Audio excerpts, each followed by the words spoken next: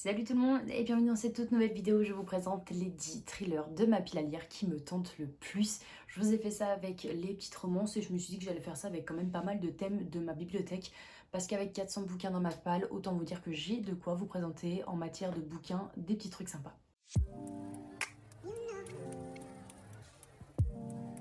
Je commence avec le premier thriller qui n'est autre que Awake de Natasha Preston.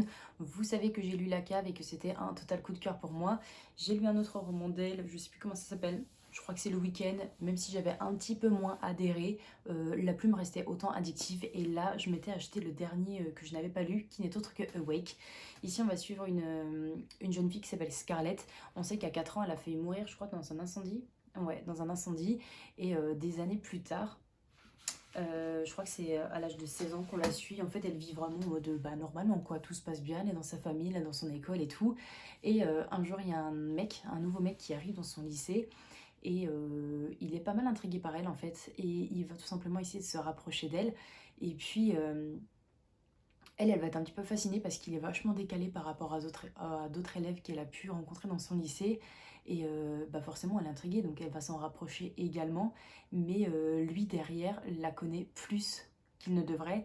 Il la connaît plus qu'elle pense. Et il va clairement lui faire comprendre que ce qui s'est passé, en fait, quand elle était plus jeune, et ben, ça peut se retourner contre elle, dans le sens où il sait vraiment ce qui s'est passé. Et il sait aussi que les parents de Scarlett lui cachent quelque chose qui pourra peut-être l'empêcher de grandir. Donc on est dans ce genre de thriller, un petit peu avec un petit retour dans le passé, j'aime plutôt bien. Et il lui dit également à la fin, dans ce vaste monde, le danger est partout. Donc est-ce que ça vient de ses parents, est-ce que ça vient de lui, est-ce que c'est elle-même qui a fait quelque chose? Je ne sais pas trop, mais ça me tentait énormément. Le deuxième thriller n'est autre que Je reviendrai sur tes pas, écrit par Liam McAllister. Ici, c'est un roman que j'ai depuis quand même quelques années dans ma pile à lire, puisque je l'avais acheté quand j'étais encore inscrit à France Loisirs. Je savais pas trop pourquoi je l'avais acheté au début. Ma mère l'a lu et elle a vraiment adoré. Et du coup, elle m'a dit il faut absolument que tu le lises parce que toi, étant fan de thriller, tu ne peux qu'adhérer. Ici, on est vraiment sur une enquête avec un tueur en série. On nous dit un impitoyable tueur en série, des victimes sans lien apparent et une enquête saisissante. On sait juste que c'est quelqu'un qui met en scène des victimes avec vraiment des choses un peu macabres partout. Et c'est un inspecteur qui va tout faire pour pouvoir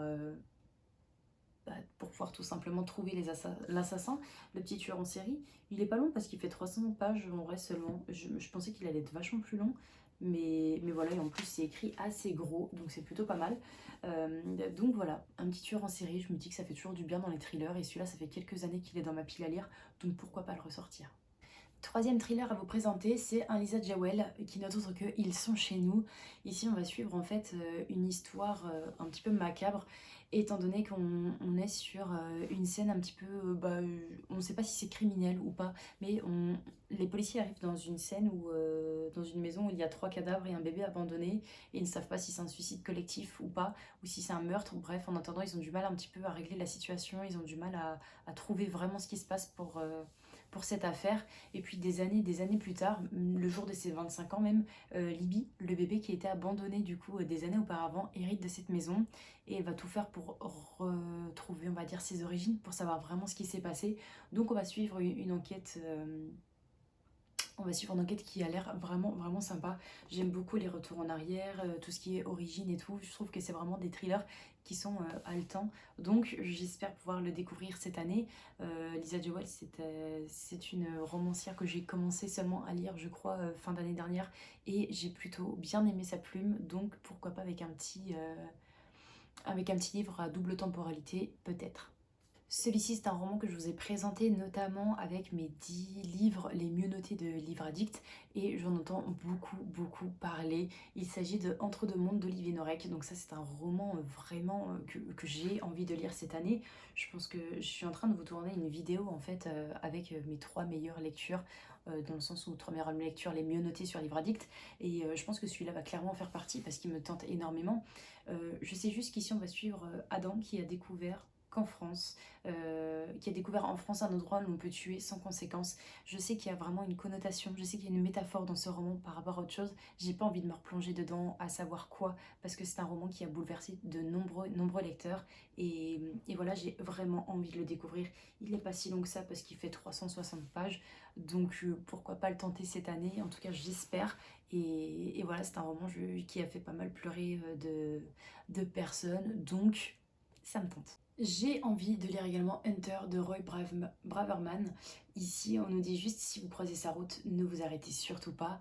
Et je crois qu'on est dans une ville un peu paumée, dans un village, une vallée un peu perdue avec du blizzard, avec de la neige, impossible de se sauver, on va dire. Et en gros, on va suivre du coup ce personnage qui s'appelle Hunter, qui a fui le couloir de la mort, peut-être pour achever son œuvre, je ne sais pas. C'est un roman qui, pour moi, enfin, j'aime beaucoup un peu les genres de trucs de chasse à l'homme, quelqu'un qui s'évade et qui va retrouver quelqu'un pour... Enfin, qui va retrouver, on va dire, sa proie ou que sais-je. Ça m'avait beaucoup tenté, celui-là, je voulais absolument le lire l'hiver dernier, j'ai pas eu le temps de le lire.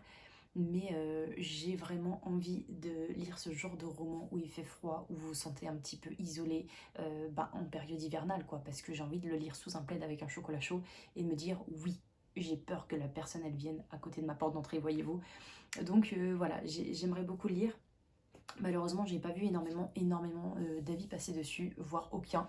Donc si jamais vous l'avez lu, n'hésitez pas à me faire un petit retour en commentaire ou un MP, peu importe. Mais voilà, il fait partie des livres qui me tentent énormément dans les thrillers. Un autre roman que je me suis noté, qui n'est autre que Le Dilemme de Béa Paris. Ici, c'est un roman un petit peu plus basé, pas forcément sur une structure un petit peu plus conjugale, mais on va suivre Livia qui a envie de faire une soirée vraiment inoubliable pour son 40e anniversaire, et son mari Adam va lui organiser tout simplement. Et la surprise, c'était que sa fille arrive, je crois qu'elle est à Hong Kong, il me semble. Ouais, carrément oui.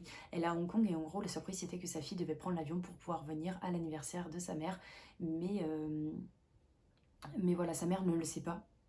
Il y a seulement le papa qui est au courant, et il y a aux informations un crash d'avion de Hong Kong jusqu'au Maine, et son père sait que sa fille aurait dû prendre l'avion normalement, mais apparemment il y a eu des circonstances atténuantes qui ont fait que du coup elle n'aurait pas pris la correspondance, qu'elle l'aurait manqué, et du coup il sait pas si à l'heure actuelle il doit en parler à Livia, du coup à sa femme, de ok, notre fille va arriver, je sais qu'il y a eu un crash d'avion, peut-être qu'elle aura du retard et tout, je sais pas, ou pas du tout en fait. Et je pense que ça se passe tout le temps de la fête, de la soirée. Je sais pas exactement ce qu'on peut obtenir par rapport à ce thriller, mais c'est une plume que j'aime beaucoup de Bia Paris. Elle avait écrit Le Cercle de Finsbury et je l'avais beaucoup apprécié. Donc j'ai hâte de retrouver sa plume et j'espère pouvoir le lire. Je vous présente un thriller qui sera lu peut-être cet été parce que la couverture annonce la couleur, quoi, de Rosenay, qui n'est autre que Plongée. Et ici, on nous dit juste deux couples, une île au large de l'Afrique et un piège qui se referme. J'aime beaucoup ce genre de petite histoire, un petit peu, pas forcément huis clos, mais enfin, je peux dire même en huis clos, parce que c'est sur une île, et forcément, il n'y a peut-être pas autant, on va dire, de cachettes, de possibilités à s'enfuir que ça. C'est des couples qui décident de partir, je crois, en vacances, à faire un genre de petit road trip, et ils arrivent sur une île, mais tout ne se passe pas du tout comme prévu. Ils se sentent un peu suivis dès qu'ils arrivent là-bas, et c'est un petit peu c'est pas forcément des vacances idylliques, quoi. Et j'ai envie de le lire parce que je crois que j'avais lu un autre roman du même type qui était Holidays, et alors je sais plus qui l'a écrit, mais j'avais pas du tout adhéré. En fait, c'était vraiment un gros flop pour moi, et là je me suis dit ok, j'ai envie de lire des thrillers en été, quoi. J'ai envie de lire des thrillers où la personne elle se noie, où il y a des meurtres, ou tout ça, quoi. Et celui-ci en fait partie. J'espère pouvoir le lire du coup cet été, parce que ça me tente énormément, et puis en plus c'est écrit assez gros avec Hugo Thriller, donc c'est parfait. Je me suis mis un petit Lisa Gardner qui n'est autre que Jusqu'à ce que la mort nous sépare, et ici on va suivre du coup un couple avec, il me semble, des violences conjugales, mais je ne suis plus sûre du tout en toute honnêteté. Je sais juste que le mari est, on va dire, je crois qu'il est en prison, et que la femme décide tout simplement de prononcer le divorce, quoi, parce que elle en a marre, il me semble vraiment, je crois que si, il y a carrément des violences conjugales même. Intrigué par son comportement, découvre qu'il a violé et tué plusieurs femmes. Bon, je crois qu'il y a et violence conjugale, et en plus de ça, c'est un enfoiré de premier augure puisqu'il viole et qui tue d'autres femmes. Enfin bref, du coup, elle n'a pas le choix de le dénoncer à la police, et dans l'attente de son jugement, Jim s'échappe du quartier de haute sécurité où il était enfermé depuis 2 ans. Il n'a qu'une seule idée en tête, retrouver celle qui l'a trahi et lui rappeler qu'ils sont unis à tout jamais. Donc ça se trouve, il n'y a même pas... Mais je crois qu'on parlait de ça. Enfin, j'ai vu quelqu'un qui parlait des violences conjugales. Alors ça se trouve, je me trompe carrément, mais c'est pas grave. Mais bon, en gros, on est sur un mari totalement détraqué qui décide d'aller traquer sa femme pour pouvoir se venger et lui dire, mais qu'est-ce que t'as fait, quoi. Donc j'ai hâte de lire. Et puis c'est la plume de Lisa Gardner, donc ça se lit très très vite. Si j'ai lu un roman de 800 pages en quelques jours, je peux lire un roman de 400 pages assez facilement. Je me suis mis également un Harlan Coben, 6 ans déjà. J'ai pas mal d'Harlan Coben dans ma pile à lire, même si j'en ai jamais lu un seul. Je me suis calée celui-ci parce qu'il me semblait plutôt pas mal. Et je crois qu'ici, on va suivre un personnage qui va, on va dire, au mariage de son ex-femme. Hein. Il l'aime toujours, il est totalement accro à elle. Et puis, donc il y va et tout, il la trouve sublime forcément. Et des années plus tard, donc 6 ans plus tard, il est, on va dire, à l'enterrement du mari de son ex-femme, ouais, de son ex-petite amie, qui s'appelle Nathalie en fait. Donc elle va enterrer son mari, sauf qu'il ne la reconnaît plus du tout au bout de 6 ans. Et il se demande si c'est vraiment elle et tout ça quoi. Donc je sais pas où est le thriller dedans, en toute honnêteté. On sait juste que c'est par rapport à l'identité et au fait qu'une personne ait énormément changé. Mais ça me tente beaucoup et puis c'est un Harlan Coben, j'aimerais tellement en lire parce que je regarde les mini-séries qui passent sur Netflix et j'adhère déjà pas mal l'histoire, donc en livre ça doit être juste pépite. Et enfin le dernier roman que je veux vous présenter, c'est le roman je crois de thriller qui me tente le plus dans ma pile à lire, qui n'est autre que Jour de glace de Maud Tabachnik. Et là on va suivre en fait un personnage, je crois qu'on est sur une gardienne de prison en gros, qui se retrouve toute seule un soir d'hiver pour garder les caméras de sécurité. Donc il n'y a pas forcément à paniquer, en toute honnêteté, tout ira bien. Mais malheureusement, tempête qui fait que du coup, il n'y a plus du tout d'électricité. Grosse coupure d'électricité, il fait noir partout et toutes les cages des prisonniers s'ouvrent. Et là du coup, en gros, c'est la chasse à l'homme pour la gardienne et il n'y a que des détraqués dans sa prison. Alors moi, en toute honnêteté, j'ai pas lu tout le résumé parce que je trouve que ça en dit long, mais j'avais lu juste la petite phrase de résumé, le micro-résumé que France Loisirs avait fait et je ne pouvais pas passer à côté de ça quoi. Donc je suis vraiment impatiente de le lire. J'aimerais vraiment le lire cet hiver parce qu'il n'y a pas d'autre saison en fait pour pouvoir le lire.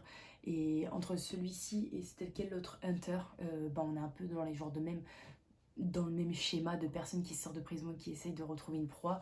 Donc là, je suis vraiment impatiente de lire et c'est le roman qui me tente le plus dans les thrillers. Et voilà, du coup, je vous ai présenté mes 10 thrillers qui me tentent le plus de ma pile à lire. N'hésitez pas à me pousser, à me motiver à lire l'un d'entre eux si jamais vous les avez lus ou si jamais il y en a un qui vous tente, n'hésitez pas à me le dire également. On pourra se faire des lectures communes, il n'y a aucun problème dessus. Je vous souhaite de passer un très bon week-end. On se retrouve la semaine prochaine pour une toute nouvelle vidéo. Ciao!